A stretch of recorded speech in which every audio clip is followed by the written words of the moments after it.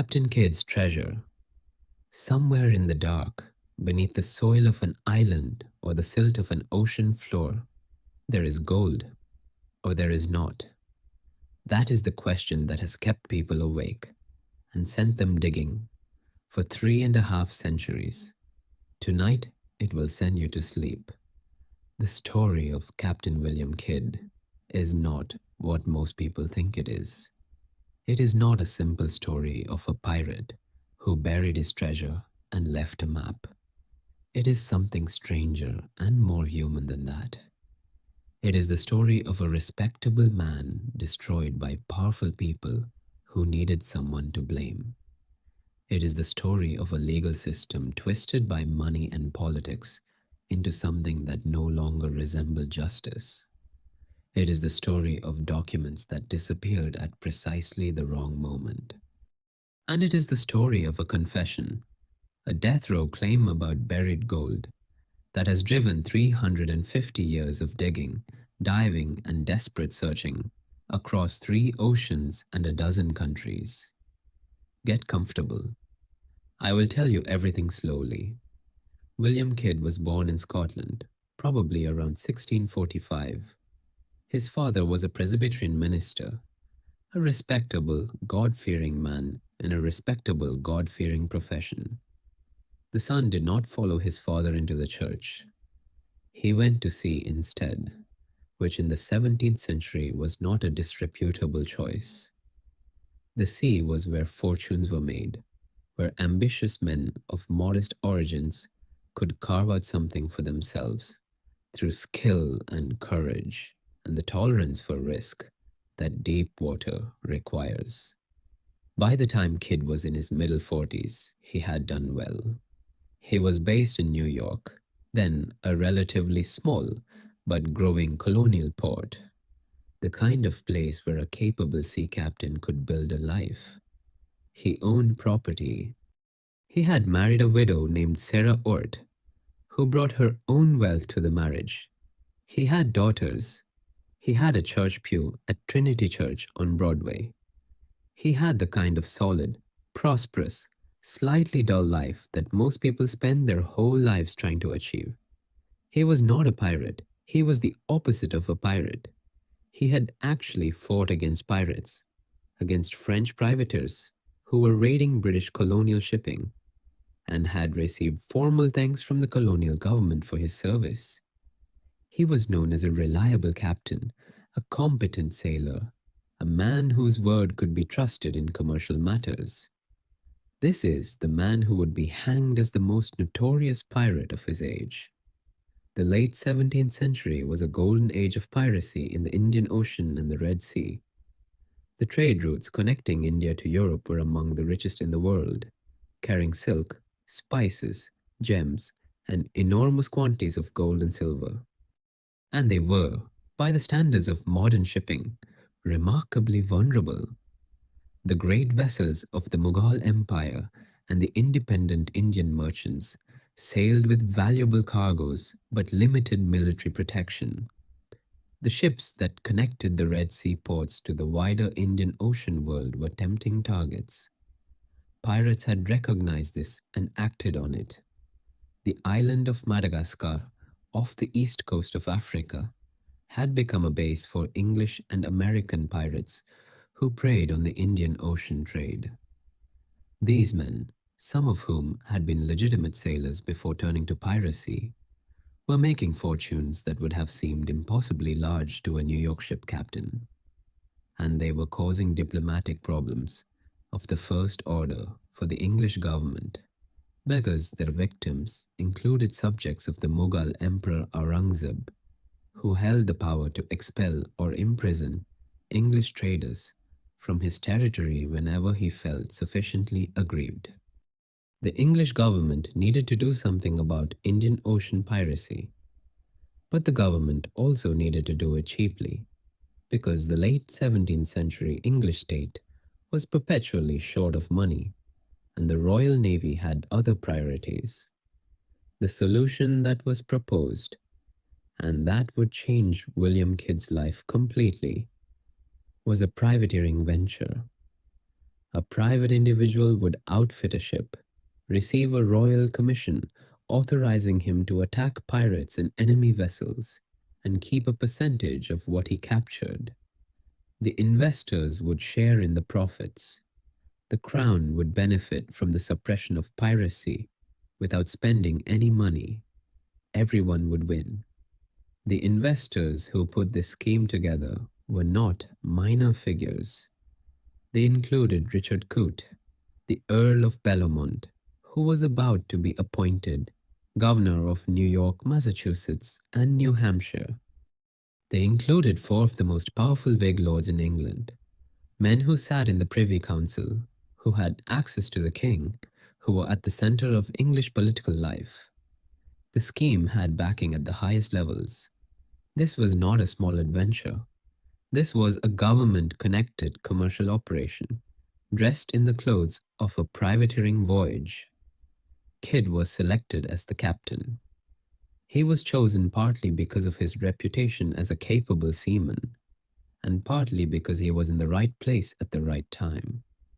He was in London on business when the scheme was being assembled. The Earl of Belomont, who would become his nominal patron and eventual betrayer, knew him and recommended him. The arrangement was attractive and terrifying in equal measure. Kidd would receive a royal commission, two of them actually, authorizing him to attack pirates and to attack enemy vessels of France, with which England was at war. He would receive a share of the prizes he captured, but the terms were weighted heavily against him. He had to put up much of his own money, and if the voyage failed, he would be the one holding the losses. He signed. He outfitted a new ship, the Adventure Galley, a vessel of around 280 tons, fitted with both sails and oars, capable of pursuing vessels in calm weather when sailing ships were becalmed. He recruited a crew of over 150 men in New York and set sail for the Indian Ocean in the spring of 1696. Almost immediately, things went wrong. The first problem was the crew. In New York, Kidd had recruited many men who had piratical backgrounds, or who were, to put it charitably, open to opportunities that a strict reading of his commission might not authorize. This was unavoidable. The legitimate maritime labor market in the late 17th century colonial world was thin, and men who had sailed in more irregular circumstances were simply available when others were not. But it meant that Kidd was commanding a crew that had its own ideas about how the voyage should go, and those ideas were not always consistent with the terms of his commission. The second problem was the commission itself. The terms under which Kidd was authorized to attack other vessels were narrower than he may have initially understood. He could attack ships flying the French flag or carrying French passes, the documents that enemy vessels sometimes carried to protect themselves from French privateers. He could attack vessels belonging to known pirates. He could not simply attack any ship that looked profitable. This was a significant constraint for a man commanding a crew that had expected to make money. The third problem was luck, or rather, the catastrophic absence of it. The Adventure Galley cruised the Indian Ocean for months without capturing anything worth taking. The pirates that Kidd was supposed to hunt seemed to be elsewhere. The legitimate vessels he encountered were either too well armed to attack or flying flags that his commission did not authorize him to challenge. The crew grew restless. Provisions ran low. Men fell sick. A large portion of the crew died of disease on the voyage, which was not unusual for the period, but was devastating for morale and operational capability. Kidd found himself in a situation that many military and commercial commanders have faced throughout history. He had a mission, he had resources, and he was failing. His crew was on the edge of mutiny. His investors back in London were waiting for returns that were not coming. His own money was tied up in a venture that was producing nothing. The pressure built through 1696 and into 1697. The adventure galley cruised and found little. Kidd made some questionable decisions. He attacked vessels that his commission probably did not authorize him to attack and was driven off or failed to capture them. His reputation in the Indian Ocean began to suffer. Other captains noted his erratic behavior. The line between privateer and pirate, which was always blurry in the 17th century, was becoming blurrier in Kidd's case. The killing of William Moore happened in October 1697 off the coast of India. Moore was a gunner on the adventure galley. The details of what exactly happened are disputed. Kidd later claimed that Moore had been inciting the crew to mutiny, urging them to attack a Dutch vessel that Kidd's commission did not authorize him to target. A confrontation developed. Kidd threw an iron-hooped bucket at Moore. The bucket struck Moore in the head. Moore died the following day. Kidd would later be convicted of Moore's murder and hanged for it, as much as for the piracy charges. But the truth of what happened that day is not recoverable from the surviving evidence. Kidd maintained it was an accident provoked by Moore's treasonous behavior. The witnesses who survived to testify did not all agree, and some of them had strong incentives to paint Kidd in the worst possible light. What is certain is that after Moore's death, the situation on the adventure galley deteriorated rapidly. The crew was on the edge of open mutiny. Kidd was under enormous pressure. And then, in January 1698, a large vessel appeared on the horizon. The Quedagh Merchant was a substantial Armenian-owned trading ship, sailing under the command of an English captain, carrying a cargo that included gold, silver, silk, sugar, iron, guns, and other goods, with a total value estimated at anywhere between 40,000 and 200,000 pounds, a fortune by any measure. The Quedagh Merchant was sailing under a French pass, a document issued by French authorities to protect it from French privateers. Under Kidd's commission, a French pass was exactly what was needed to justify an attack. He captured the Quedagh Merchant. He divided the cargo among his crew. He appears to have tried to burn the ship and then changed his mind. Eventually, he sailed the captured vessel toward the Caribbean, transferring his flag to it from the leaking and deteriorating adventure galley. But the Quedagh Merchant carried goods belonging to a minister of the Mughal emperor, and the news of the capture arrived in India at the worst possible moment.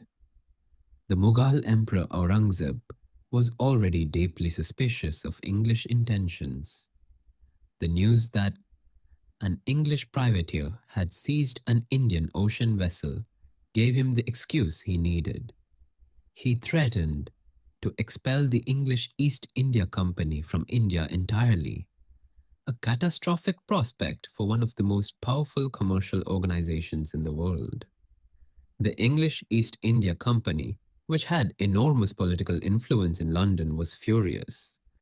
The investors who had sponsored Kidd's voyage, who had hoped to make money from piracy suppression, found themselves instead blamed for piracy escalation. They had a problem, and William Kidd was that problem. In London, Kidd was declared a pirate. An Act of Parliament was passed, offering pardons to pirates who turned themselves in, but specifically excluding Kidd from the pardon.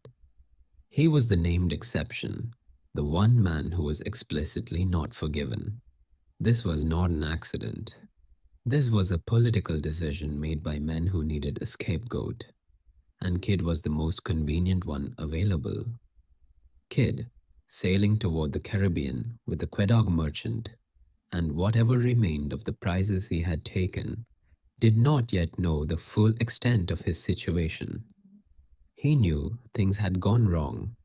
He knew he was being blamed for events that he understood differently. He made efforts to communicate with his patron, the Earl of Bellomont, who was now the governor of New York.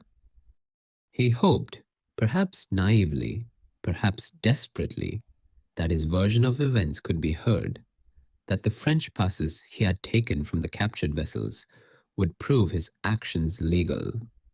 It was in this period, somewhere between his arrival in the Caribbean in early 1699 and his eventual surrender in Boston later that year, that Kidd did something that has occupied treasure hunters ever since.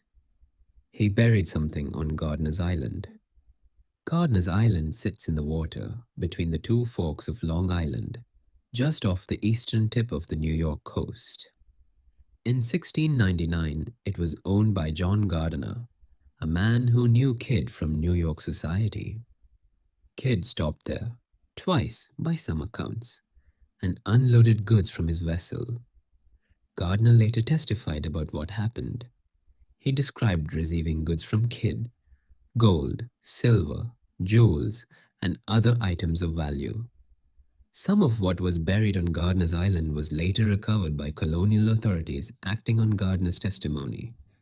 Gold dust, silver bars, pieces of eight, jewels, and other valuables were dug up and transported to London, where they were used as evidence at Kidd's trial and eventually forfeited to the Crown. But Kidd had implied, and continued to imply after his arrest, that there was more, much more, that what had been recovered was only a fraction of what had been hidden.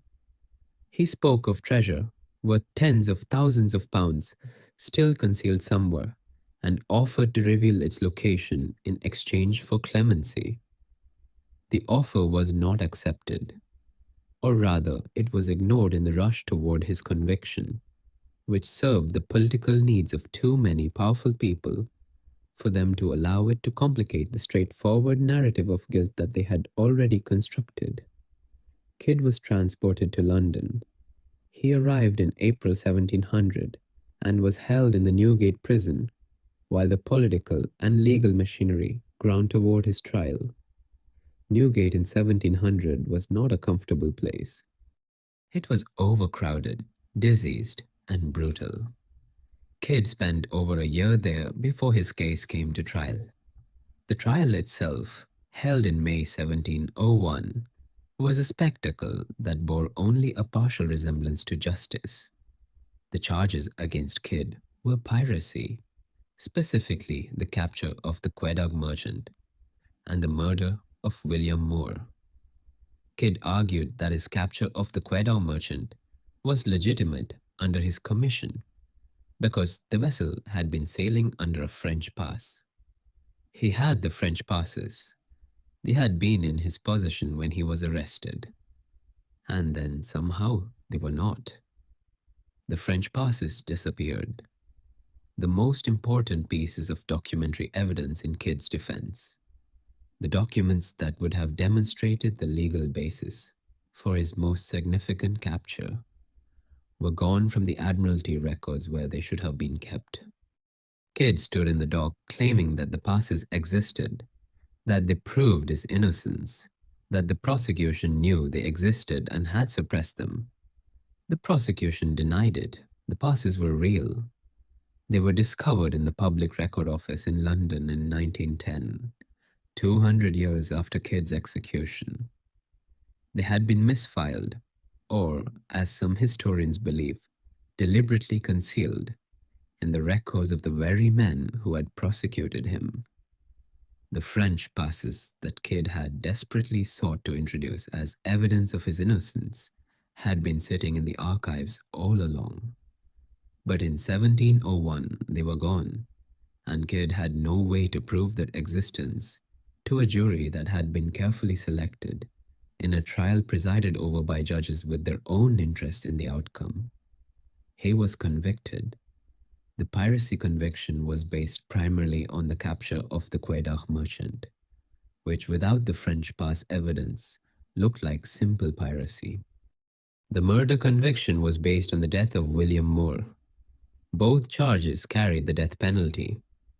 Kidd was executed on May 23, 1701, at Execution Dock in Wapping on the north bank of the Thames.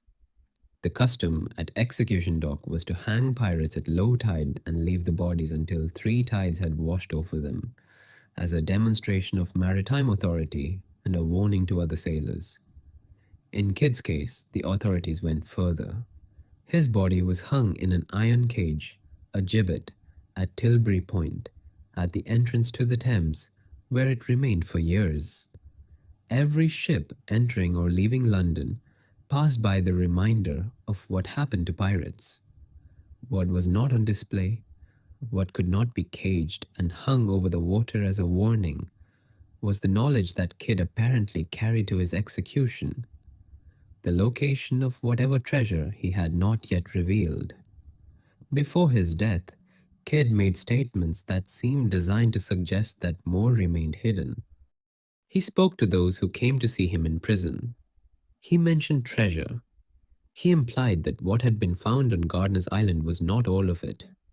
He suggested that the right negotiations, the right clemency, might unlock information that would benefit the crown considerably.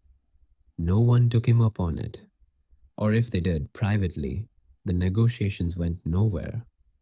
Kidd was hanged, and whatever he knew about the location of his hidden wealth went with him. The search began almost immediately. The decades following Kidd's execution saw the first systematic attempts to locate his treasure, concentrated primarily around the areas where he was known to have been in 1699. Gardiner's Island, the waters around Long Island, the Connecticut coast. Local tradition preserves stories of Kidd's visits, of midnight landings, of nervous men carrying heavy bags. Every rocky cove and wooded island on the northeastern American coast acquired its own Kidd legend. None of the early searches found anything significant. The material that had been buried on Gardiner's Island was already accounted for. It had been dug up by the authorities and shipped to London. If there was more, it was not on Gardiner's Island or not where anyone was looking. The legend spread and grew. Captain Kidd's treasure became part of the folklore of the American Atlantic coast. A story told in taverns and parlors and eventually in newspapers and books.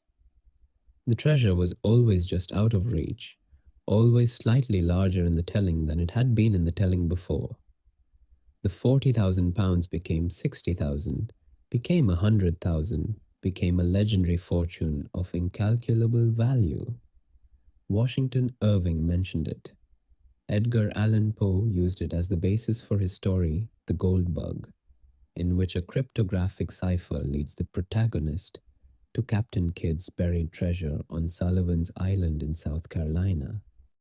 Poe's story was enormously popular and fixed the image of the buried treasure map in popular imagination in a way that real history could not compete with. Robert Louis Stevenson, writing Treasure Island a generation later, drew on the Kidd tradition even as he invented his own pirate mythology. Long John Silver and Billy Bones, and the map with the X marking the spot, owe something to the stories of Kidd and his hidden gold, filtered through decades of popular retelling. In the 19th century, the search expanded geographically. Kidd had spent time not only in the American Northeast, but in the Caribbean and along the Madagascar coast. He had associates and hiding places in multiple locations. The treasure, if it existed, could be in any of these places, or in all of them, distributed in small caches across the routes he had sailed. Oak Island, off the coast of Nova Scotia, became one of the most famous treasure hunting destinations in the world. The island had been the site of what appeared to be deliberate and elaborate underground excavation. A shaft dug to enormous depth with wooden platforms at regular intervals and a drainage system that flooded any excavation attempt with seawater. The sophistication of the apparent engineering led to speculation that whoever had buried something on Oak Island was not some sailor with a shovel, but an organization with considerable resources and technical capability. Was it Kidd? The connection is plausible only at the most superficial level. Kidd was executed in 1701, and there is no evidence that he ever visited Nova Scotia. The Oak Island mystery may be the result of Kidd's treasure seeking, but it is equally or more likely to be the work of other hands: the Spanish, the French, the British military, a private commercial enterprise of some kind, or to be entirely natural in origin, a geological feature that looks engineered, because the human mind is very good at seeing patterns and purposes in random natural formations. Nonetheless, Oak Island has attracted treasure hunters for 2 centuries, and it attracts them still. The History Channel's long-running series, The Curse of Oak Island, follows modern treasure hunters, spending millions of dollars and years of effort in pursuit of what may or may not be buried there. Kidd is part of the mythology, woven into the story, even if the historical connection is tenuous. The Caribbean search produced its own mythology. The islands of the West Indies, where Kidd had spent time in 1699, where he had disposed of the Quedagh merchant and assembled what remained of his wealth, were obvious candidates. Small islands with rocky shores, uninhabited or thinly populated, accessible by small boat, forgettable enough that a ship might visit without being too closely observed. The Quedagh merchant itself, which Kidd had left beached in the Dominican Republic when he transferred to a smaller vessel, was found in 2007 by a team of underwater archaeologists working off the coast of Catalina Island. The wreck is there in about 10 feet of water, preserved enough to be identified but stripped of whatever cargo it once carried. The ship is real. The treasure that was supposedly aboard it is not. It was long gone before the ship was beached, distributed among the crew or hidden elsewhere. Madagascar is the third major focus of the treasure hunt. Kidd spent extended periods at Saint Marie, now Nosy Boraha, a small island off the northeast coast of Madagascar that served as a base for Indian Ocean pirates in the late 17th century. He had contacts and connections there. He left the adventure galley there when it became unseaworthy. If he had accumulated wealth before his return to the Caribbean, Madagascar would have been a logical place to secure some of it. In 2015, a team led by American explorer Barry Clifford announced that they had found a silver bar off the coast of Saint Marie that they believed was from Captain Kidd's treasure. The BBC covered the discovery. Clifford presented the bar at a ceremony attended by the President of Madagascar. It was a significant moment, or appeared to be. It was not. Subsequent analysis by the UNESCO team that examined the bar determined that it was not silver at all. It was lead, a common piece of ballast or construction material, unremarkable in any respect. The president of Madagascar had stood next to a piece of lead at a press conference that had been broadcast around the world. Clifford's team continued searching. They found other items. The search goes on. The question of whether Kidd's treasure exists or existed is actually two separate questions that are often confused. The first question is, did Kidd have treasure at the time of his arrest? The answer to this is almost certainly yes. He had taken significant prizes. He had distributed wealth to his crew, which was required by his arrangements with them. But he would also have been keeping a captain's share. Some of what he had accumulated was recovered on Gardiner's Island. Some was found when his vessel was seized. But the accounting is incomplete, and there is a plausible case that more was hidden than was ever recovered. The second question is the treasure still out there 350 years later? This is much harder to answer. If it was buried in a location that was never discovered, it could theoretically still be there. Gold and silver do not decay. Jewels do not rot. A well concealed cache could survive centuries without being disturbed. But there are reasons to be skeptical.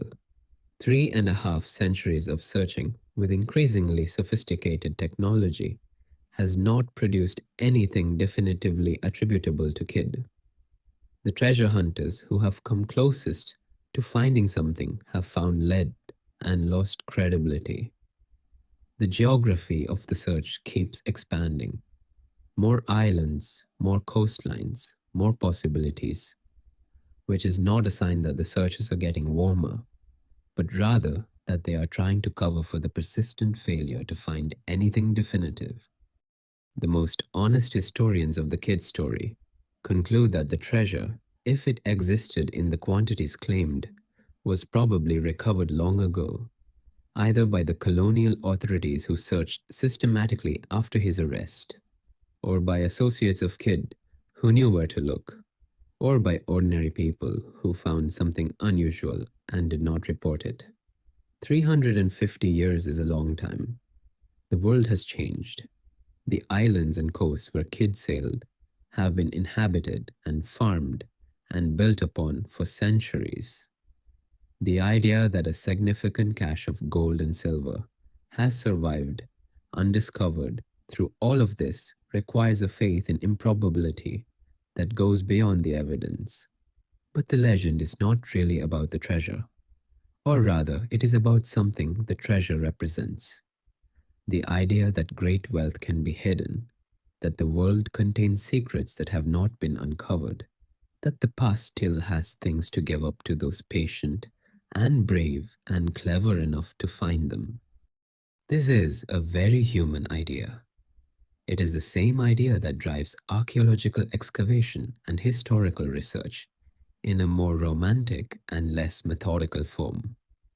The treasure hunter and the historian are both in the business of recovering what has been lost. They just have different methods and different standards of evidence. William Kidd himself is the real treasure that has been partially recovered and is still being excavated. The discovery of the French passes in the Public Record Office in 1910 was a genuine historical revelation, evidence that his trial was even more unjust than it appeared, that the documents he had desperately needed for his defense had been suppressed, that the men who prosecuted him had more culpability than the official record acknowledged. Subsequent historical work has continued to complicate the simple story of the pirate and the gallows. The political context of Kidd's prosecution, the Whig lords who had invested in his voyage and who needed to distance themselves from it when it became a liability, is now much better understood than it was in the 19th century, when the Kidd legend was being constructed primarily from popular retellings rather than archival research.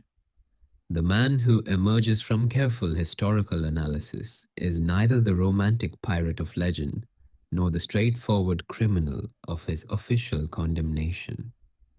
He is a sea captain of middle age who made a series of bad decisions under extreme pressure, who killed a man in an altercation that may have been more complicated than either he or his accusers claimed, who captured prizes that his commission may or may not have authorized, and who was then sacrificed by men considerably more powerful than himself, who needed a scapegoat for a diplomatic and commercial disaster.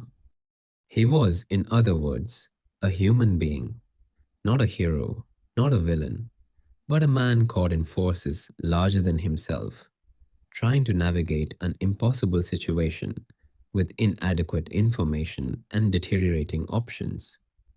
The treasure, if it exists, is the leftover of that human struggle. The wealth that Kidd accumulated in his desperate attempt to make something of a voyage that was going wrong from its first days, and that he hid away in the weeks before his arrest, when he still hoped that negotiation might save him.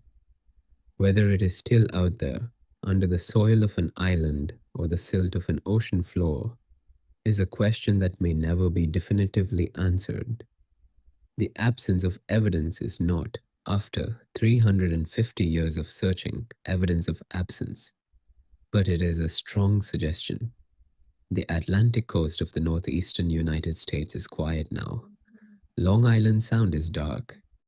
Gardiner's Island sits in the water between the two forks, as it has sat for centuries, giving up nothing that it still holds. If Kidd buried gold there, beyond what was already found, it has had 350 years to make itself comfortable in the dark. The sound of the water around the island is very gentle. The dark is very deep. The world of William Kidd was a world in which the line between legal commerce and piracy was not drawn where most people imagined it to be. This needs to be understood clearly, because without it, the story of Kidd's life and death makes no sense.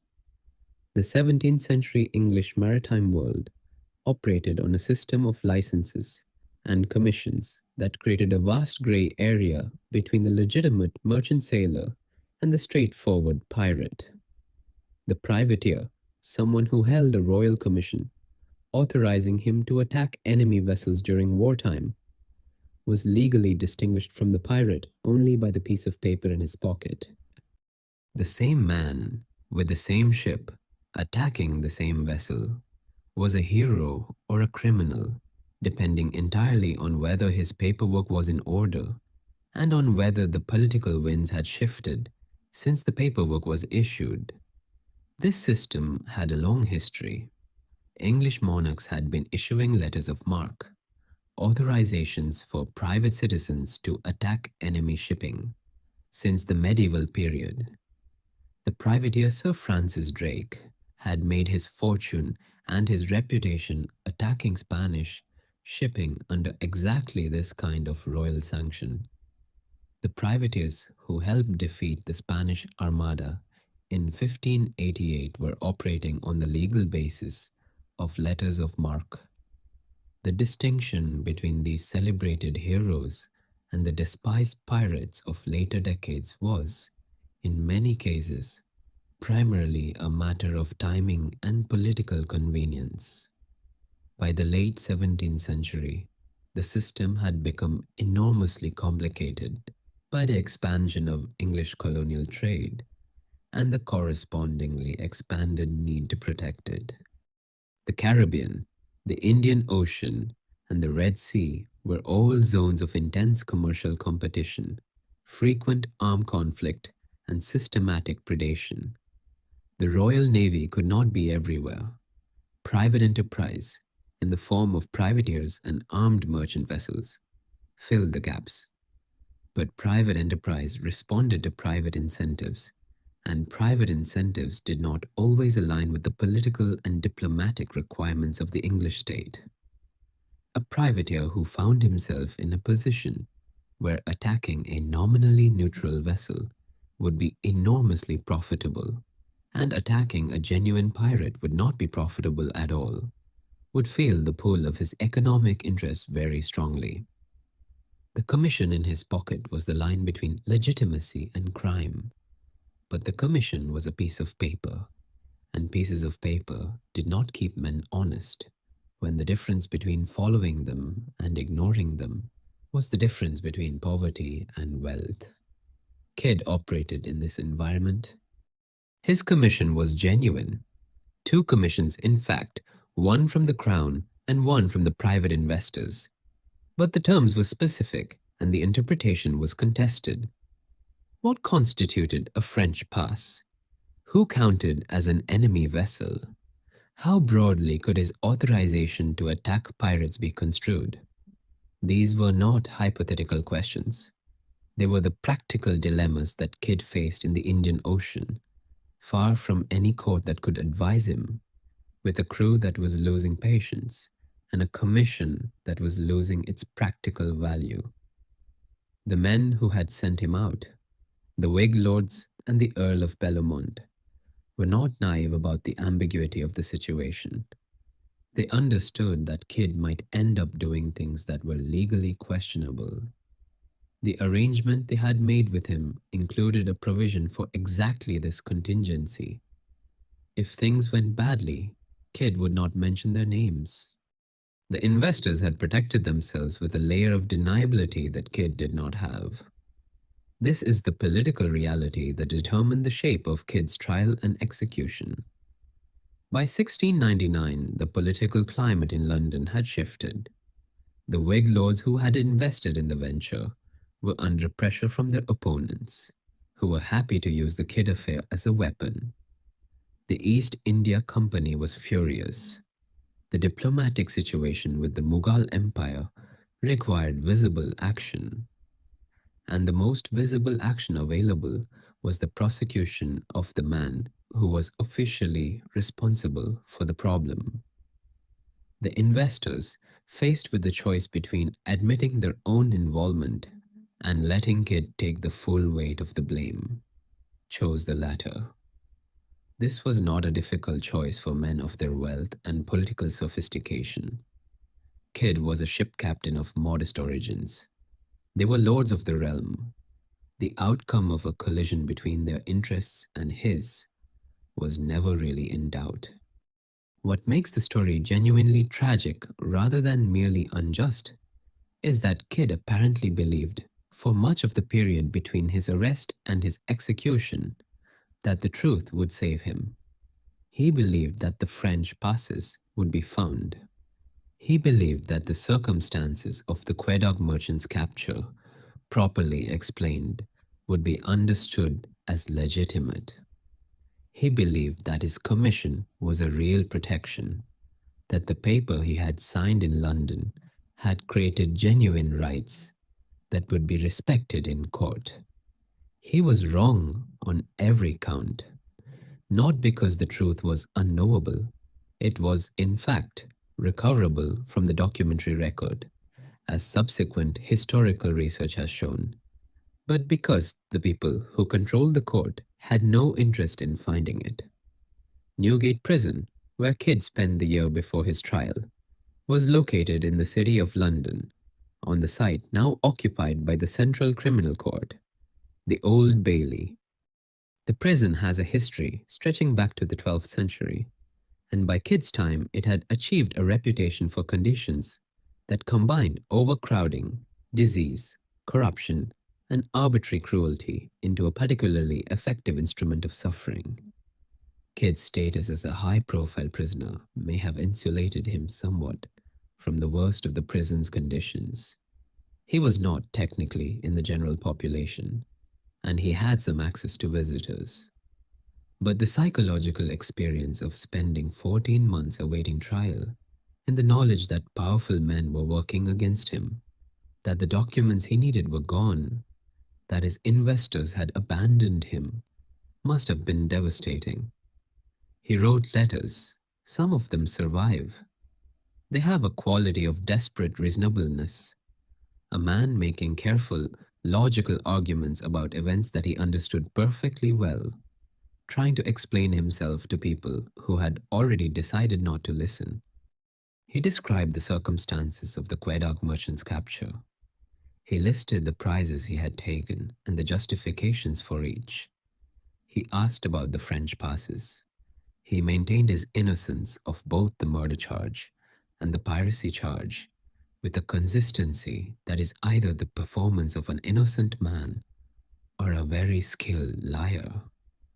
The historical consensus, for what it is worth, tends toward the view that Kidd was not a pirate in the full sense of the word, that his actions, while legally questionable, were within the range of what privateers routinely did in the Indian Ocean in the 1690s, and that the specific circumstances of his prosecution made a fair trial impossible. The discovery of the French passes in 1910 was the most dramatic confirmation of this view, but it was not the only one.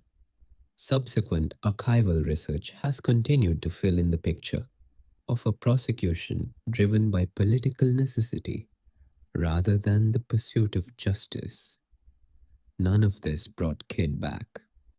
He was hanged at Wapping in 1701, and the iron cage that held his tarred body at Tilbury Point for years afterward became one of the most recognizable sites on the Thames, a landmark of maritime London's particular brand of theatrical justice.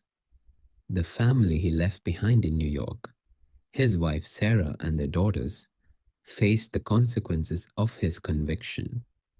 His estate was forfeit. The colonial property and investments that he had accumulated over a career of legitimate maritime commerce were seized. Sarah Kidd was eventually able to remarry and rebuild some financial security, but the children grew up under the shadow of a father who had been officially declared one of the most notorious criminals of his era. The New York that Kidd had known, the small colonial port where he had owned a pew at Trinity Church and a house in what is now Lower Manhattan, was changing rapidly in the first decades of the 18th century. The town was growing into something that would become, eventually, the largest city in the Americas. The world of the late 17th century, privateers and their ambiguous commissions, was being replaced by something more regulated, more bureaucratic, more modern. The era of the great pirates was ending. The early 18th century would see a concerted campaign by the English government to suppress Indian Ocean and Caribbean piracy, a campaign that produced the dramatic trials and executions of Blackbeard, Bartholomew Roberts, and dozens of lesser known figures. The romantic image of the pirate, which 19th century popular culture would elaborate into something barely recognizable as history, was being constructed from the ruins of an actual phenomenon that was simultaneously more mundane and more brutal than the legend suggests. Kidd was not Blackbeard. He did not have Blackbeard's theatrical flair or Blackbeard's genuine savagery. He was a businessman who had taken a government contract and had the contract turned catastrophically against him. His story is less romantic than the legend makes it, and more interesting. The treasure is part of the romance, and it deserves careful treatment. What Kidd actually had at the time of his arrest, based on the careful work of historians who have gone through the surviving records of his voyage, is knowable within broad limits. The prizes he took and their approximate values are documented, imperfectly, in various sources. The goods recovered from Gardiner's Island are listed in colonial and admiralty records. The share that was distributed to his crew, who dispersed to various destinations and whose own subsequent histories provide clues, can be partially reconstructed. The conclusion that emerges from this reconstruction is that there was genuine wealth. The capture of the Quedagh merchant alone represented a significant prize, but that it was not the vast legendary fortune of popular imagination. The £40,000 that is sometimes cited as the minimum value of the Quedagh merchant's cargo was already enormous by the standards of the time, but it is considerably less enormous when you account for the crew's shares, the damage to goods in transit, the losses from the numerous unsuccessful attacks, and the inevitable shrinkage that accompanied any complex commercial operation conducted over several years in difficult conditions. The Gardiner's Island cash, when it was recovered by the colonial authorities, amounted to gold dust, silver bars, rubies, diamonds, candlesticks, a saddle, and a variety of other goods. A mixed haul that reflects the genuine diversity of Indian Ocean trade goods, rather than the concentrated gleam of stacked gold bars that the treasure hunting imagination prefers. The value of what was recovered was significant, but not astronomical. Was there more? Kidd said there was. But Kidd also said this at a moment when he was trying to negotiate his way off the gallows. The claim of additional hidden treasure was a bargaining chip, and bargaining chips are not always genuine. A man who believes he is about to be executed for crimes he did not commit, and who has a potentially valuable piece of information, is not in a position to be entirely candid about the information's true worth. It is possible that there was nothing, that the Gardener's Island cache was all of it, or very nearly all, and that Kidd's hints about further treasure were a desperate bluff by a man who had nothing left to lose from the lie, and possibly something to gain from it. It is also possible that there was more somewhere, that Kidd had hidden caches in the Caribbean, or on the Madagascar coast, or somewhere else entirely, that were never found because no one who survived knew exactly where to look. 350 years of searching have not definitively answered the question. Technology has improved. Metal detectors, ground penetrating radar, sonar, autonomous underwater vehicles. And the search continues to draw people with these tools to the locations associated with Kidd's final months. None of it has produced anything that historians and archaeologists can confidently attribute to Kidd. The treasure exists primarily as a story now. It has taken on a life of its own that is entirely independent of whether there's actually anything buried anywhere. The story serves a function. It preserves the memory of Kidd. It dramatizes the injustice of his trial and execution. It offers the consoling thought that the men who executed him did not get everything he had. That does not require the treasure to be real. This is not nothing. The treasure story is a form of justice, crude and symbolic, for a man who was denied more formal kinds. The gold, if it exists and has not been found, is proof that Kidd kept something back from the people who destroyed him. It is his final act of resistance, permanent and unreachable. Whether it is actually there is, in the deepest sense, beside the point. The water around Gardener's Island is dark tonight. The island itself is private property. It has been owned by the same family since the 17th century, passing down through the generations as one of the oldest continuously held private estates in the United States. The trees that have grown over 3.5 centuries would make digging complicated even if anyone were permitted to dig, which they are not. If something is buried there, something that the colonial authorities missed in their 1699 search, something that Kidd buried in a location he described to no one who left a record, it has been undisturbed beneath those trees for 350 years. The soil keeps its secrets well. The Long Island Sound is very quiet tonight. The tide comes in, the tide goes out. The New York of 1699 was a city of perhaps 5,000 souls, a settlement that would be unrecognizable to anyone who knows the modern metropolis. But it was already a city of remarkable diversity and commercial energy. Dutch and English traditions overlapped in its architecture and its law. Its population included English, Dutch, French Huguenots, Africans enslaved and free, and an assortment of people from across the Atlantic world who had found their way to the colonial port for reasons they may not have entirely explained to anyone. The waterfront was the city's nervous system. Ships arrived from England, from the Caribbean, from the other American colonies. Merchants met on the docks to inspect cargoes. Sailors spent their wages in the taverns and boarding houses that clustered around the water. News from Europe, months old by the time it arrived, circulated through the coffee houses and counting houses that were becoming the infrastructure of commercial life. Kidd was a known figure in this world. His house, he owned property near what is now Hanover Square in Lower Manhattan, was not far from the waterfront. He worshipped at Trinity Church, which still stands on Broadway, though the current building is not the original. His wife Sarah was part of the social fabric of the community. He was, before the disaster of the privateering voyage, a man with roots and standing. The arrest, when it came, was arranged by the Earl of Bellomont with a kind of cold efficiency that speaks to the political calculations involved. Bellomont invited Kidd to Boston, where he was then serving as governor, suggesting that the matter of the voyage could be settled through negotiation.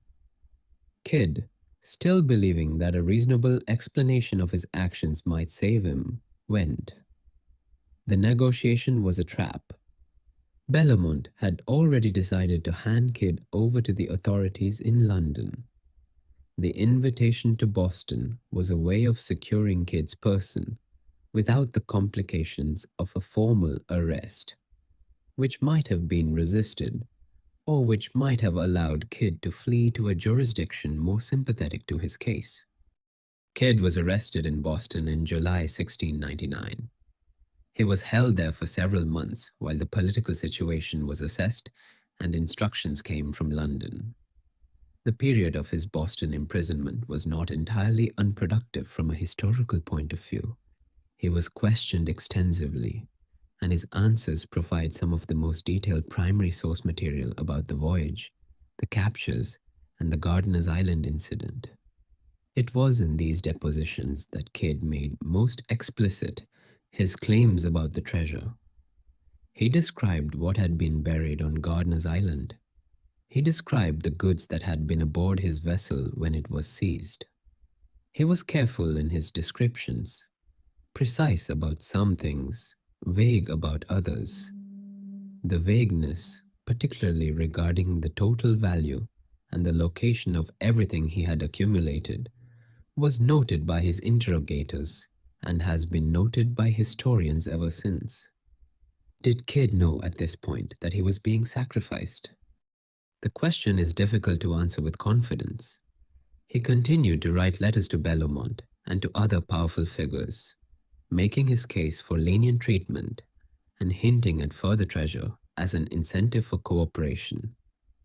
This suggests that he still believed, or was still performing the belief, that a deal might be struck. But the letters received no encouraging responses. Bellamont's communications with Kidd in the months after his arrest have a quality of careful distance, the language of a man managing a difficult situation rather than of a patron supporting his client. The message, for those willing to read it, was clear. Kidd was on his own. The voyage to London on the ship Advice in February 1700 was the point at which Kidd's remaining hopes should have been extinguished. He arrived in April, was transferred to Newgate, and began the 14-month wait for his trial. His petitions for a hearing, for access to his papers, for the recovery of the French passes produced nothing. The machinery of English justice, such as it was, had been set in motion and was grinding toward a predetermined conclusion. The House of Commons showed some interest in the case, not primarily out of concern for Kidd, but because the Whig lords who had invested in his voyage were political opponents of the Tory members, who saw the affair as a useful weapon. There were parliamentary debates. Questions were asked about the commissions, the investors, the diplomatic consequences. Kidd was brought before a committee of the House and questioned. This parliamentary interest gave Kidd a brief moment of visibility, a chance to make his case in a slightly more open forum than the Newgate cells. He repeated his account of the voyage. He insisted on the legitimacy of his actions under his commission. He asked about the French passes. The committee listened and did nothing, because doing something would have embarrassed men of considerable political consequence. The trial at the Old Bailey in May 1701 lasted 2 days. This was not unusual for the period. Trials were not the extended affairs they became in later centuries. Kidd was tried first for the murder of William Moore, and then for 5 counts of piracy related to vessels captured during his voyage. The murder trial turned on what had actually happened on the day Moore died. Kidd's account that Moore had been urging the crew to mutiny, that he had thrown the bucket in response to this provocation, that the death was unintended, was disputed by witnesses who testified that Moore had not been particularly provocative and that Kidd's violence had been gratuitous. The jury, after brief deliberation, convicted. The piracy trials were shorter still. The charges related to 5 vessels, of which the Quedagh merchant was the most significant. For each, the prosecution argued that the captures were not authorized by Kidd's commission. For each, Kidd argued that they were. Without the French passes, which, remember, were sitting in an Admiralty archive and were not produced, the argument about the Quedagh merchant depended on Kidd's word against the witnesses the prosecution had assembled. The jury convicted on each count. The judge sentenced Kidd to death on all 6 convictions. The sentence was carried out on May 23rd. The execution dock at Wapping had a particular ritual associated with it. Pirates and other maritime criminals were hanged there rather than at Tyburn, the usual place of execution, as a statement of Admiralty jurisdiction. The gallows were positioned at the low water mark so that the tides would wash over the bodies. After execution, particularly notorious criminals were tarred to preserve the body and hung in an iron cage, a gibbet, in a prominent location. Kidd's execution was bungled. The rope broke on the first attempt. He was hanged again, and this time the execution proceeded. The body was subsequently tarred, caged, and hung at Tilbury Point, where it remained for years as one of the Thames's more macabre landmarks. The gibbet was a statement, and the statement was not subtle. This is what happens to pirates, and we will make sure you cannot avoid looking at it. Every ship that moved up the Thames toward London, every vessel departing downriver toward the sea, passed within sight of the cage and its contents. Sailors saw it regularly, merchants saw it. The message was received. But the message had an unintended effect too. It kept Kidd's name alive. The gruesome display at Tilbury Point was also an advertisement of sorts. A reminder that this man had existed, had sailed the Indian Ocean and the Caribbean, had been significant enough to hang and cage and display. The legend grew around the display as much as despite it. Within a generation of his death, the stories had already begun to take on the shape they would keep. Kidd had buried treasure. Kidd had confessed to more than was found. Kidd's gold was somewhere, waiting for the right person with the right knowledge to find it. The treasure became part of the folklore of the Atlantic seaboard, passed from sailor to sailor, from fisherman to fisherman, from one generation of coastal New Englanders to the next. The 18th century produced its own variations on the theme. Newspapers, a relatively new medium, carried stories of Kidd's treasure periodically. Books included him in compilations of pirate history. His name became shorthand for hidden wealth and maritime mystery.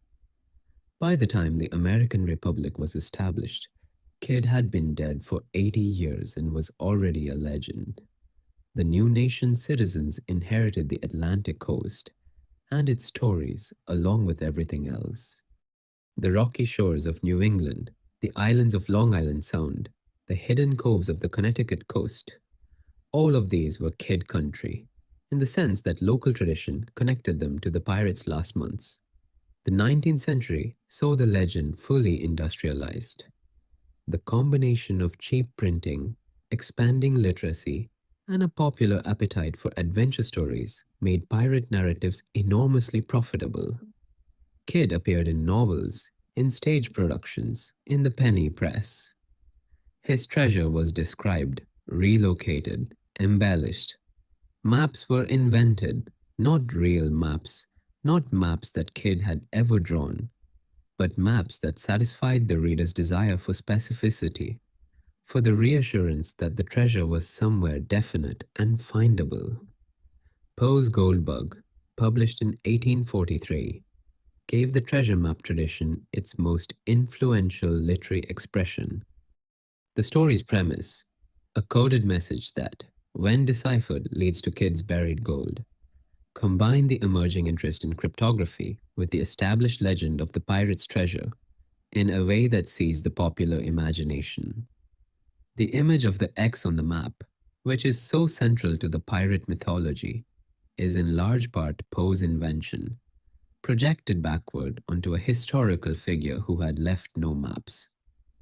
Treasure Island, which Stevenson published in 1883, completed the transformation of the pirate treasure story into a genre. Long John Silver and Blind Pew and the map with the red X are the distilled essence of everything that had accumulated around the kid legend, and a dozen others over 2 centuries, given definitive fictional form by a writer of genius. After Stevenson, the pirate treasure story was self sustaining. It no longer needed a historical anchor. The genre had its own conventions, its own pleasures, its own satisfactions, and when it wanted to gesture toward reality, it gestured toward kid, because kid was the closest thing to a real historical pirate who had definitely buried something. That definitely is important. Unlike most pirate treasure stories, the Kid case has actual documentary evidence of burial. The Gardiner's Island cache was real. Colonial authorities dug it up and catalogued it. John Gardner testified about it. The recovered goods were itemized in official records. Kidd himself confirmed it. This is what separates the Kidd legend from most pirate treasure stories. It has a documented foundation. The question is not whether Kidd buried anything, but whether he buried more than was found. And that question, after 3.5 centuries, remains open. The Long Island night is deep. The water that surrounds Gardiner's Island is the same water that surrounded it when Kidd anchored there in 1699. The same Long Island Sound, the same tides and currents, though the ships that cross it are very different from the small vessels that Kidd commanded. Whatever is or is not under the soil of that island has been there long enough to be a permanent part of the landscape, long enough that the trees have grown over it, long enough that the family that owns the island has been the same family for 10 generations, long enough that the question of what is there has become less urgent than the pleasure of the question itself. The question is the treasure, the pleasure of wondering whether it is there, of imagining what it looked like when Kidd buried it, of tracing the routes of his last desperate weeks on a map and asking yourself where you would have hidden something if you were him. This is not nothing. It is a form of engagement with a human life and a human injustice that keeps both alive when they might otherwise have been forgotten. William Kidd was a real man. He was a Scottish sea captain who moved to New York, built a life, and then lost it when he accepted a commission that destroyed him.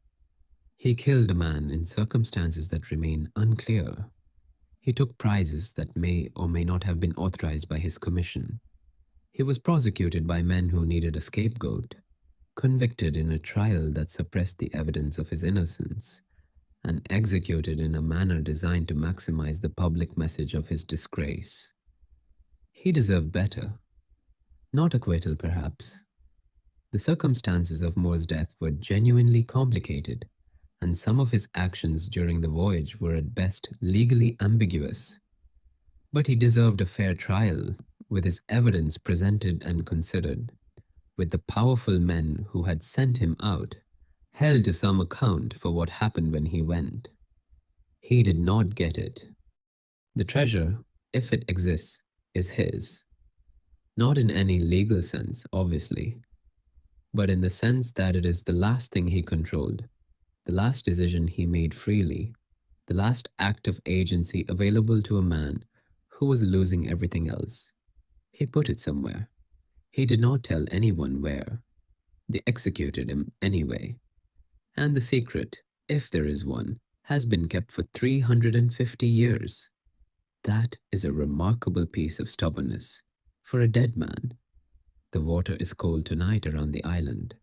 The dark under the old trees is very deep. Somewhere, maybe, the gold is still there, waiting. The Indian Ocean of the 1690s was one of the most consequential bodies of water in the world. The trade routes that crossed it connected the silk markets of China to the spice islands of Southeast Asia, to the cotton mills of India, to the coffee ports of Arabia, to the gold and ivory of East Africa, and through the Red Sea and the Persian Gulf, and around the Cape of Good Hope, to the markets of Europe.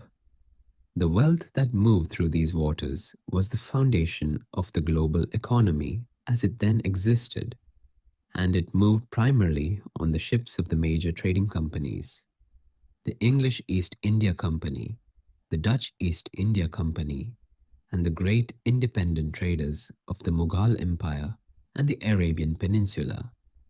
This wealth attracted pirates with an inevitability that ought to have surprised no one, because pirates had always gone where the wealth was. The Red Sea in particular became, in the 1690s, a hunting ground for English and American pirates who had recognized that a single successful raid on the right vessel could produce a fortune sufficient to retire on. The Mughal ship Ganji Sawai, the same vessel whose capture by the pirate Henry Every in 1695 had helped trigger the diplomatic crisis that made Kidd's commission necessary, was carrying an estimated fortune of £500,000 when it was taken.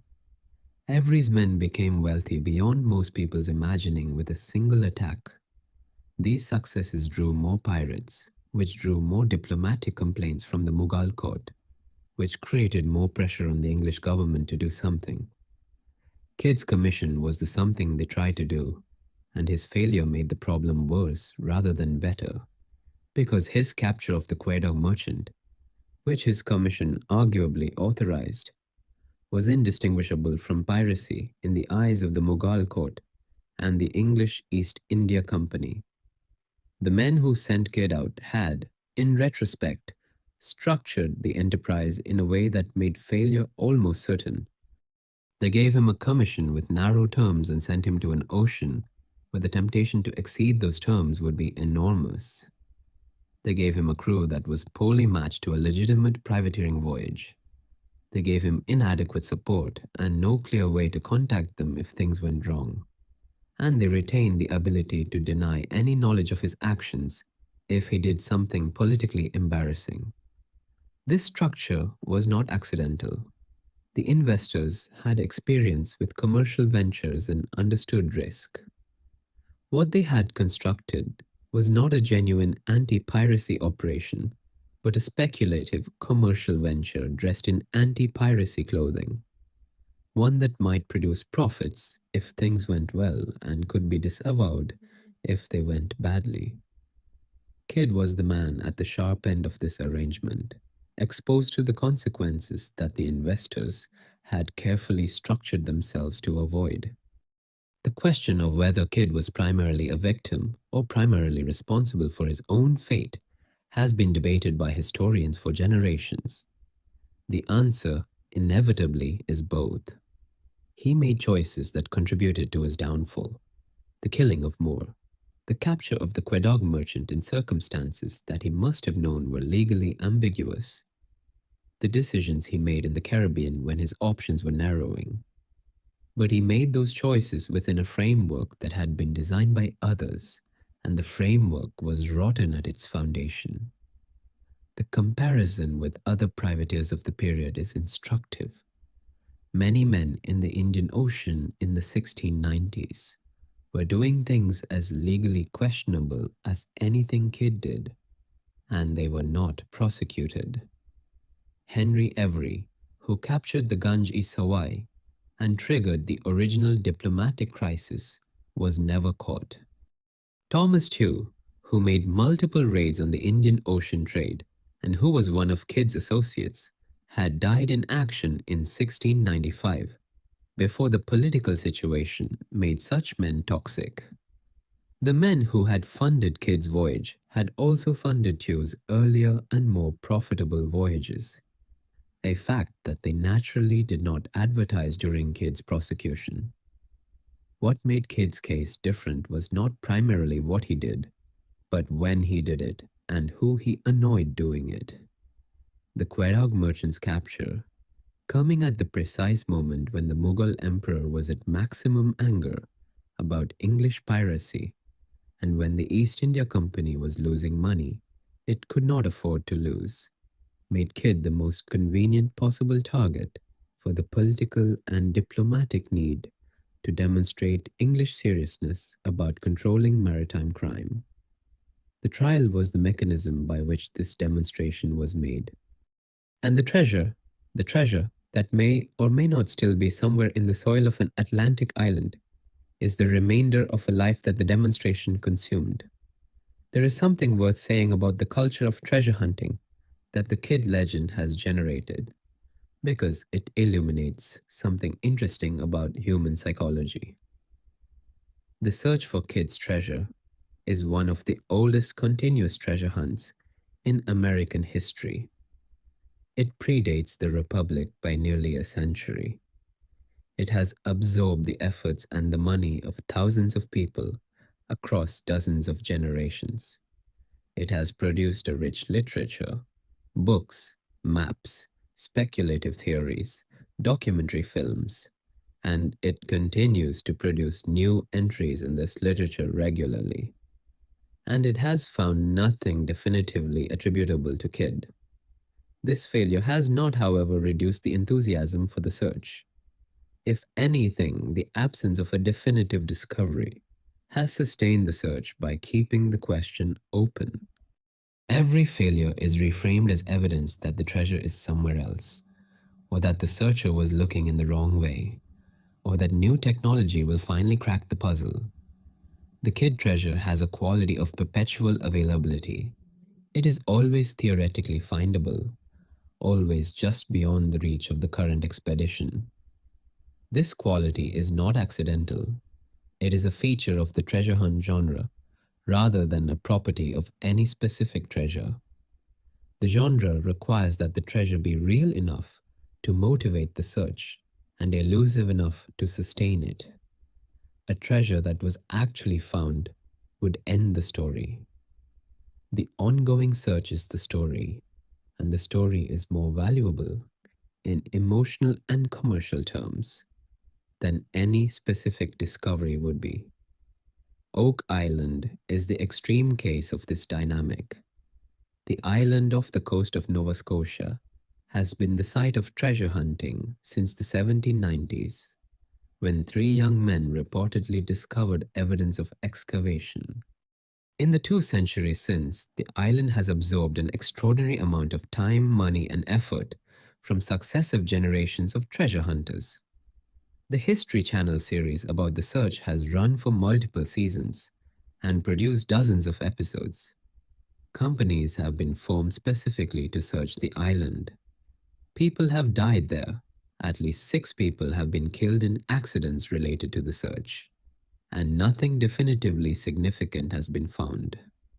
The Money Pit, the name given to the original excavation site, has produced bits of wood, links of chain, a small piece of parchment, and other items that enthusiasts have interpreted as evidence of deliberate burial, but that skeptics have explained as natural geological features or the accumulated debris of 2 centuries of digging. Kidd's connection to Oak Island is weak.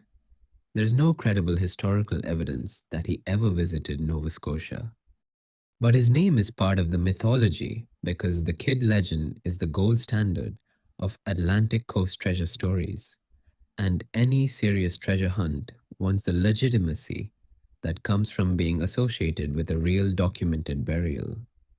The actual history of Oak Island, the most plausible account of what, if anything, is there, is considerably more mundane than the treasure hunting mythology suggests. The most careful geological analysis indicates that the Money Pit may be a natural sinkhole created by the dissolution of underground salt deposits over thousands of years that has been interpreted as artificial excavation because people want to find artificial excavation. The flooding that makes the pit so difficult to excavate may be natural drainage rather than an engineered flood trap. This does not mean nothing was ever buried on Oak Island. It means that if something was buried there, the evidence for who buried it and what it was is much weaker than the treasure hunting mythology claims. The kid connection is one of the weaker threads in an already weak tapestry. The Quedar merchant, which was found by underwater archaeologists in 2007 off the coast of the Dominican Republic, is the most concrete physical confirmation of any element of the kid story. The wreck is there in the shallow water off Catalina Island, identifiable by its location, its size, and its construction. It is the ship that Kidd abandoned when he transferred to a smaller vessel for the final leg of his journey to Boston and his arrest. The ship's survival as an archaeological site, shallow water, relatively warm climate, but clearly identifiable, is remarkable. It represents the best physical link between the legend and the historical reality. But it contains no treasure. Whatever cargo it once carried was long gone before Kidd beached it. The search for Kidd's treasure has expanded in recent years with the application of modern technology. Ground penetrating radar, sophisticated metal detectors, and autonomous underwater vehicles have been deployed at various sites associated with Kidd's final months.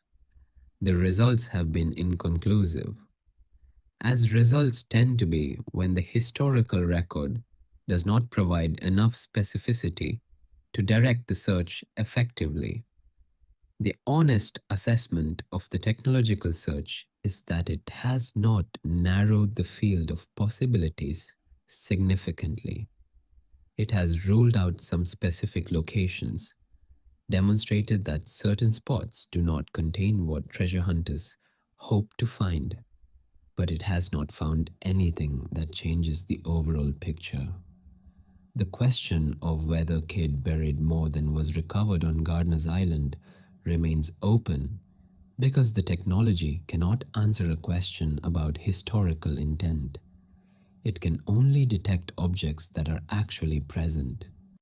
The Caribbean has received serious attention from underwater archaeologists who work at the intersection of history and treasure hunting.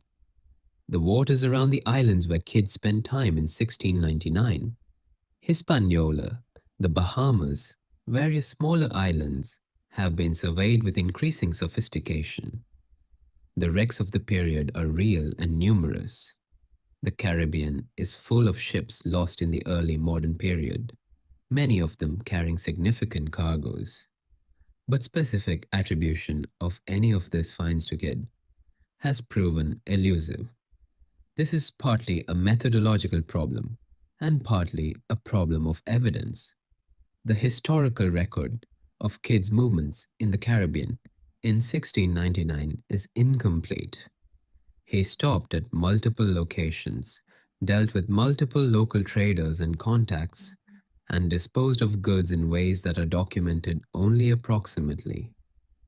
Without better information about where he was and when, underwater archaeology cannot target its searches effectively.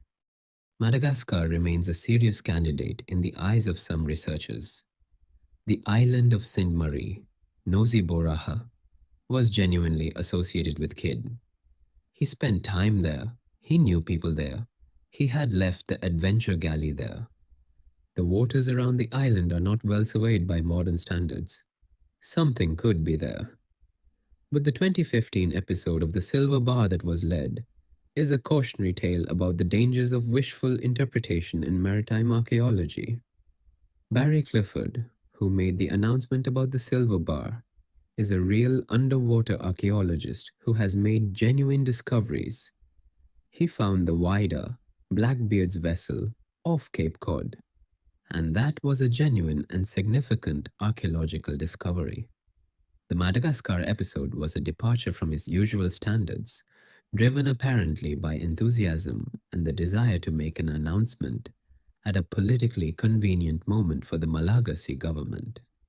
The lesson of that episode is not that Madagascar is the wrong place to look, but that the quality of the evidence needs to be matched to the size of the claim.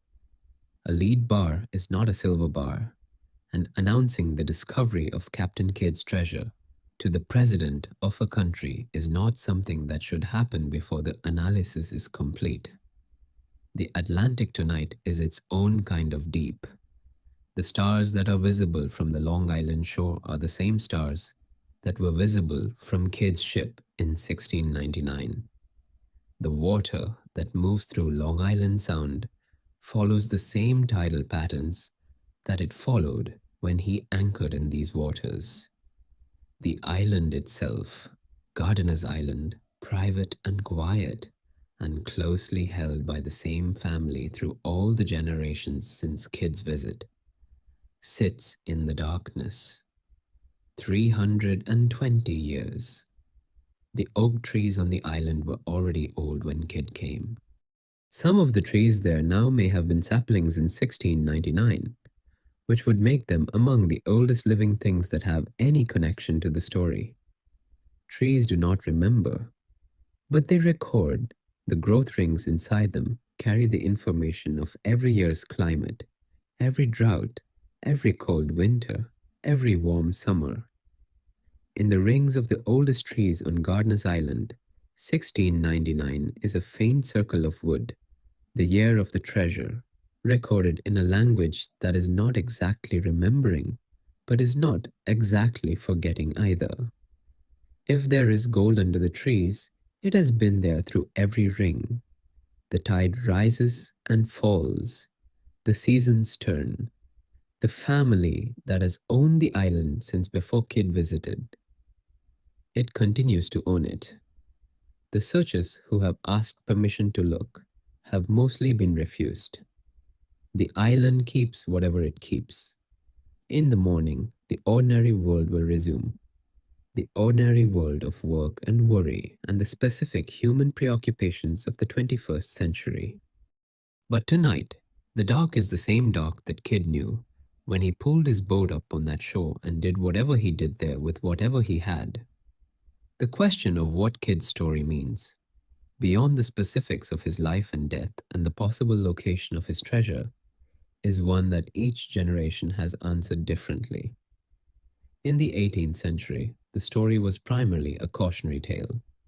Don't become a pirate, or this is what happens to you. The gibbet at Tilbury Point was the most explicit form of this message, but the pamphlets and broadsides that circulated in the years after his execution carried the same meaning. Kidd was a warning, and the warning was understood. By the 19th century, the meaning had shifted. The Romantic movement had rehabilitated the pirate as a figure of freedom and adventure, a man who had rejected the constraints of civilized society to live by his own code on the open sea. Byron's poem, The Corsair, published in 1814, sold 10,000 copies on its first day and established the template for the romantic pirate hero. Kidd fit into this template imperfectly. He was too respectable, too legalistic, too clearly a victim of institutional injustice to be fully romanticized. But his treasure fit perfectly. The buried gold was the romantic pirate's ultimate legacy, wealth beyond ordinary measure, hidden from the authorities who had destroyed its owner, waiting for someone bold enough to find it. In the 20th century, the story acquired another layer of meaning as the history of his trial became better understood. The discovery of the French passes in 1910, followed by increasingly careful historical scholarship, revealed Kidd not as a romantic hero or a cautionary villain, but as a man destroyed by a corrupt system. This reading was particularly resonant in the 20th century, when the critique of institutional power, of the ways in which legal and political systems can be bent to serve the interests of the powerful at the expense of the weak, was a central intellectual and political concern. Kidd became, in some readings, a kind of historical test case for the idea that the legal system's function is not always justice, that a man can be tried and convicted and executed for crimes that he did not commit, or that he committed in circumstances that the trial deliberately obscured, and that the people who used the legal system as a weapon against him could walk away unpunished.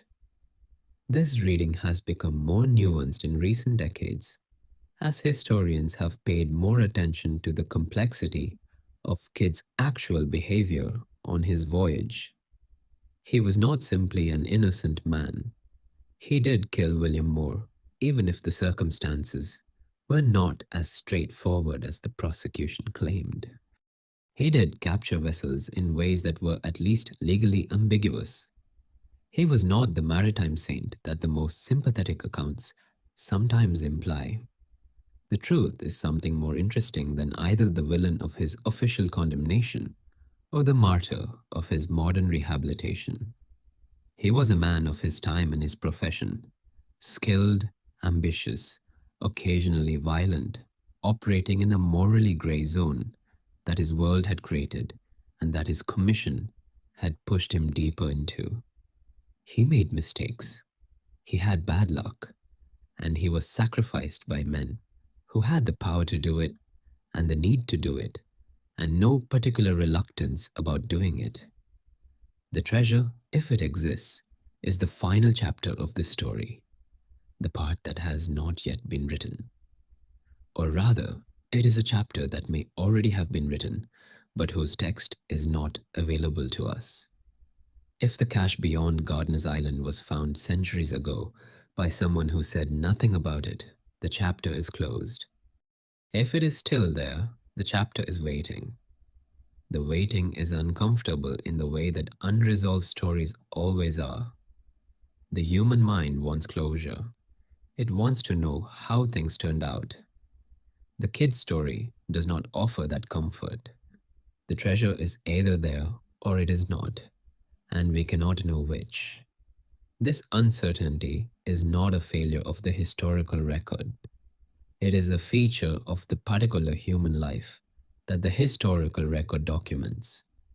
Kidd made a choice to bury something, to not reveal where, that has resisted resolution for 3.5 centuries. The choice was his, and it continues to be his. There is something almost admirable about that. A man who was stripped of almost everything, his ship, his freedom, his trial's fairness, eventually his life, retained control over one thing, the knowledge of where his gold was, and he kept that control to the end. The gibbeted body at Tilbury Point, tarred and caged and displayed as a warning, was simultaneously the ultimate expression of the state's power over William Kidd and evidence of the limit of that power. They could take his life. They could not take what he had put into the ground. Or they already had and just did not know it. That is the other possibility. The Atlantic night surrounds everything. The Long Island shore is quiet. The water around Gardiner's Island moves as it has always moved, indifferent to the question of what is or is not in the soil beneath the old trees. Tomorrow the sun will rise over the Sound, and the day will be ordinary, and the treasure will be exactly as found or unfound as it is right now. But tonight the dark is generous with possibilities. Tonight the gold could be anywhere. Tonight the water that surrounds the island could be hiding anything. Tonight the story is still open, still running, still without its final answer. That is enough. That is, in fact, everything. The people who search for Kidd's treasure today are not, for the most part, deluded fantasists. Many of them are serious researchers who have spent years studying the historical record, learning to read 17th century documents, and thinking carefully about what Kidd might have done with his remaining wealth in the weeks before his arrest.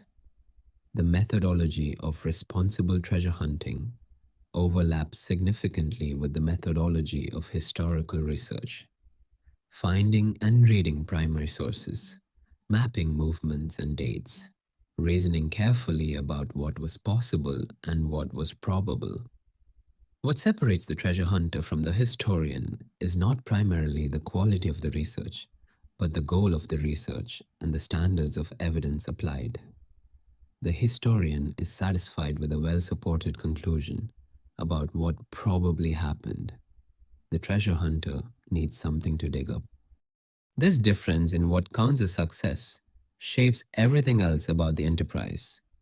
A historian who concludes, after careful research, that Kidd's treasure was probably all recovered by the colonial authorities in 1699 has done their job.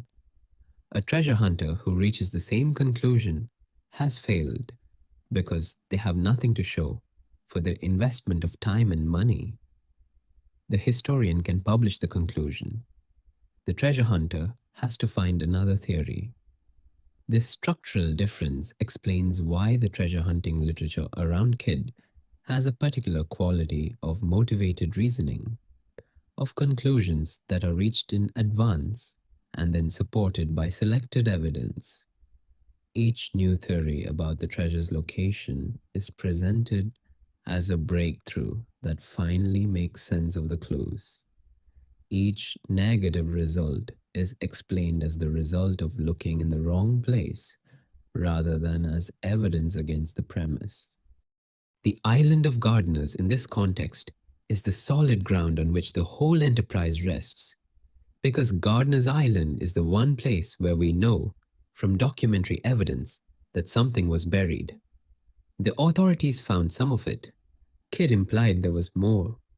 The question of whether there was more and where it might be is a genuine historical question rather than a pure fantasy. The 1699 search of Gardener's Island was thorough by the standards of its time, but it was conducted without modern sensing technology, and it was directed by testimony that may have been incomplete. John Gardiner, who had received the goods and buried them as Kidd requested, told the authorities what he knew. But Gardiner may not have known everything. Kidd may have made multiple visits to the island, or may have buried things in locations that Gardiner was not aware of. The current owners of Gardiner's Island, members of the Gardiner family, the same family that has held the island since before Kidd's visit, have generally resisted requests for archaeological investigation. This is their right, and it is understandable. Their island is private property. It is a remarkable piece of American history, quite apart from the Kidd connection, and the prospect of being besieged by treasure hunters armed with metal detectors is not appealing. The family's resistance has itself become part of the mythology, the suggestion that they are protecting something, that they know where the treasure is and are sitting on it. This is almost certainly wrong. The family's position is much more plausibly explained by a reasonable desire for privacy and a sensible reluctance to allow their land to be disturbed by searchers who have no particular claim on it. But the mythology persists, because the mythology needs an explanation for why the treasure has not been found, and a secretive family is a more satisfying explanation than the alternative that there is nothing there. The Quedagh merchant, resting in its shallow grave of the Dominican Republic, has attracted more careful scholarly attention than the treasure hunt has. The archaeologists who documented the wreck are not looking for treasure. They are trying to understand the ship, its construction, its cargo configuration, the evidence of what happened to it after Kidd abandoned it. Their work has produced genuine historical knowledge about 17th century maritime trade and the specific circumstances of Kidd's final voyage. This is the kind of knowledge that survives, regardless of whether anyone ever finds a cache of gold. The ship is real. Its presence in those waters is a physical fact that connects the historical record to the ocean floor. The coins and artifacts found near the wreck tell something about what was aboard it and what happened to the crew that beached it. History reconstructed from physical evidence has a quality that history reconstructed from documents alone lacks. The wreck of the Quedagh merchant is a three-dimensional confirmation of the written record, proof that the ship was where the documents say it was, that it existed in the form the documents describe. The treasure, by contrast, remains purely textual, a claim made in depositions and letters, unconfirmed by any physical discovery. The Long Island Sound has been sailed by an extraordinary number of people across the centuries. The colonial period, when Kidd anchored there, was just the beginning of its history as a thoroughfare. The 19th century brought the fishing fleet and the ferry traffic. The 20th century brought recreational boating and commercial shipping. The waters are known in the way that heavily traveled waters become known, mapped, charted, the hazards documented, the depths sounded. If something is on the floor of Long Island Sound, if Kidd dropped anything into the water there in 1699, it has been sitting in those depths while the world above changed completely. The small colonial vessels of Kidd's time gave way to the schooners and sloops of the 18th century, then to the steam-powered ferries and freighters of the 19th, then to the fiberglass pleasure boats and the diesel-powered commercial vessels of the 20th and 21st, all of them passing over whatever is on the bottom. The bottom of Long Island Sound is a palimpsest, layer on layer of human activity deposited over 4 centuries of navigation. Anchors lost, equipment dropped, vessels sunk. The things that Kidd's era left behind are buried under everything that came after. Finding something specific from 1699 in that context would require extraordinary luck or extraordinary precision. The precision is now theoretically available.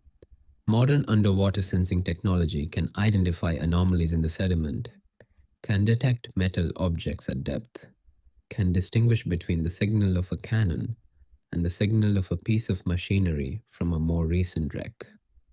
The tools exist. The will to apply them to the specific problem of Kidd's treasure is there. The money to fund such searches is there too, in the form of treasure hunting companies and television production budgets. What is missing is the specific information that would make the search more than a random sweep of a large area. Without knowing where Kidd went and what he did with a degree of specificity that the historical record does not provide, the sensing technology is sweeping a haystack looking for a needle that may not exist. This is the fundamental limitation of the Kidd treasure hunt, and it has been the fundamental limitation from the beginning. Kidd did not leave a map. He did not describe the location of his cache in any document that has survived. If he described it in any document at all, he may have told someone, a trusted associate, a crew member, a contact in one of the Caribbean ports. But if so, that person either did not record it or the record has not survived. The map, in other words, is the thing that is actually lost, not the treasure, which may be found or not, which may exist or not, which occupies a quantum state of potential presence until someone digs in exactly the right place. The map, as a concept, is what Poe invented and Stevenson perfected, and the treasure hunting genre has been selling ever since. The idea that there is a specific location, a definite X, a point on the earth where the question resolves into an answer. Kidd left no such X. He left only the knowledge that something was buried somewhere, and the implication that there was more than was found, and a silence about the specifics that has lasted 350 years. That silence is, in its own way, as remarkable as any treasure. It has outlasted the man who created it, outlasted the men who prosecuted him, outlasted the empire that executed him. It is still intact, still unbroken, still holding whatever it holds, or it is empty, an absence that has been mistaken for a presence, a silence that contains nothing but itself. The water moves around the island. The old trees stand in the dark. The stars move overhead. Whatever Kid put in the ground is either still there or it is not. The question is not going away. Neither is the night. The specific geography of Kid's last 3 months in 1699 deserves more attention than it usually receives, because it is the geography that the treasure hunt is actually about, and it is more specific and more interesting than the legend tends to acknowledge. After leaving the Caribbean in the spring of 1699, Kidd made his way north along the American Atlantic coast.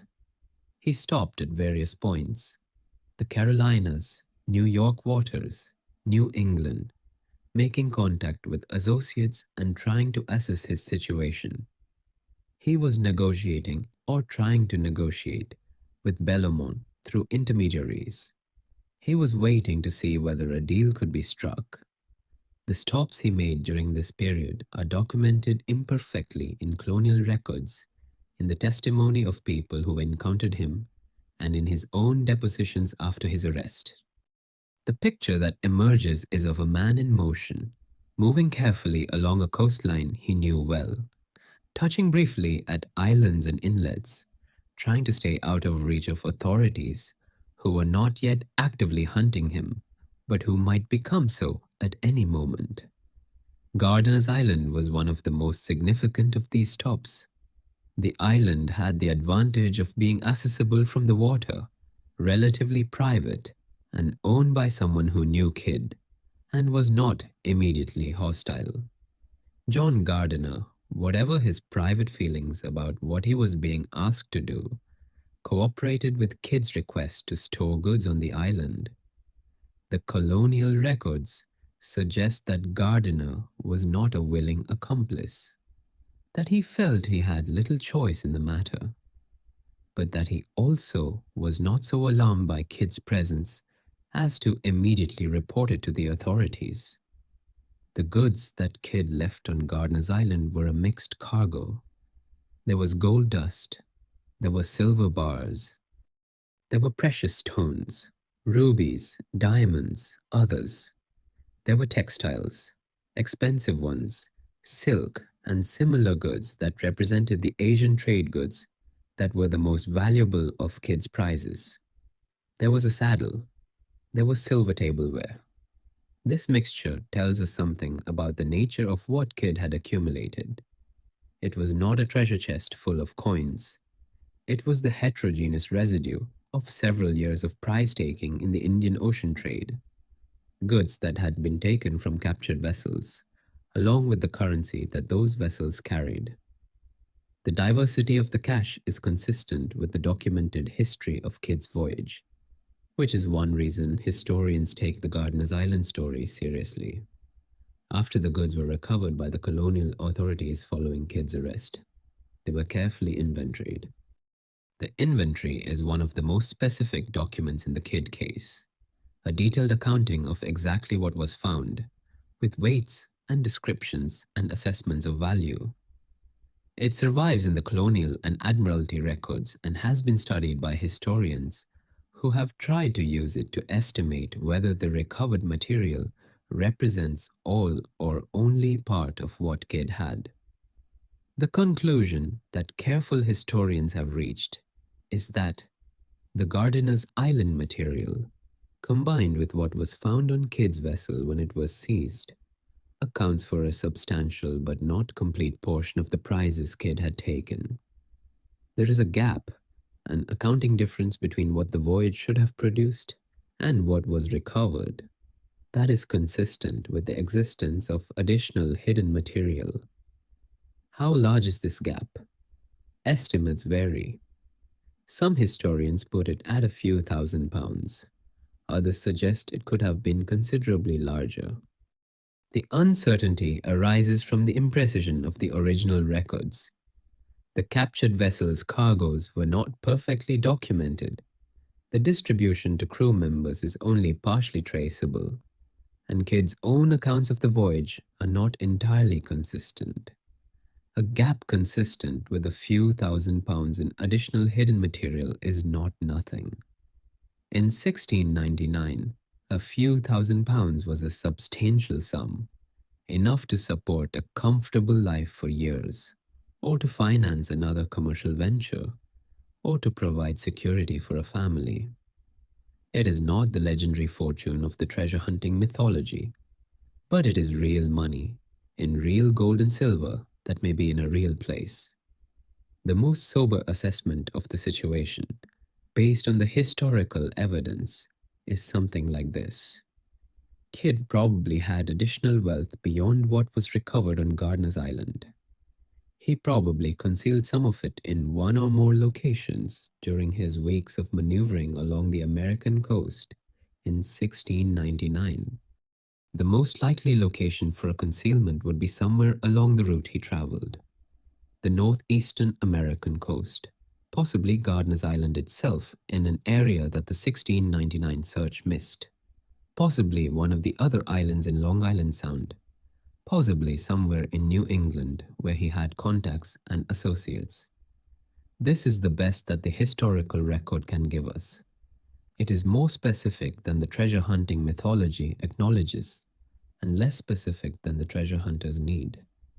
It points toward a general area rather than a specific location. It suggests that the treasure is real, but does not tell us where to dig. The nights are growing shorter now that summer is approaching.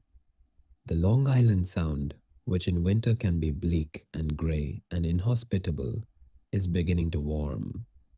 The fishing boats that work the Sound in spring are back on the water after the cold months. The pleasure boats are beginning to appear at weekends, the seasonal rhythm of the Sound resuming its warm weather pace. On Gardiner's Island, the osprey are nesting. The island is a wildlife refuge as well as a private estate, and the bird populations, including a significant breeding colony of ospreys, are protected. The ospreys do not know or care about the treasure. They know the island's coastline and its updrafts and the fishing grounds of the surrounding water. They have been nesting on Gardiner's Island for far longer than the treasure hunt has been going on. Their ancestors were nesting there when Kidd came ashore. The island's natural history is older and, in its own way, more continuous than its human history. Under the trees, the soil is its own history, layers of leaves decomposed over centuries, the slow accumulation of organic matter, the roots of the old oaks going deep into the earth. Whatever is or is not in that soil has been incorporated into the island's natural processes. It is part of the island now, not separate from it. That is perhaps the most honest thing that can be said about the treasure at this point in its history. Whether it is there or not, it has become part of the island. 350 years of being there, or of possibly being there, have made it inseparable from the place. The treasure is Gardiner's Island now, in the way that any long-held secret becomes part of the person who holds it. The night air over the Sound is cool and clear. The stars are sharp. The water reflects them imperfectly, moving and breaking the reflection with each small wave. Somewhere in the darkness the island sits. The old trees stand in the dark over whatever they stand over. The secret, if there is one, is 350 years old and shows no signs of giving itself up. The question will still be there in the morning, but the morning is not yet. Sleep now. The end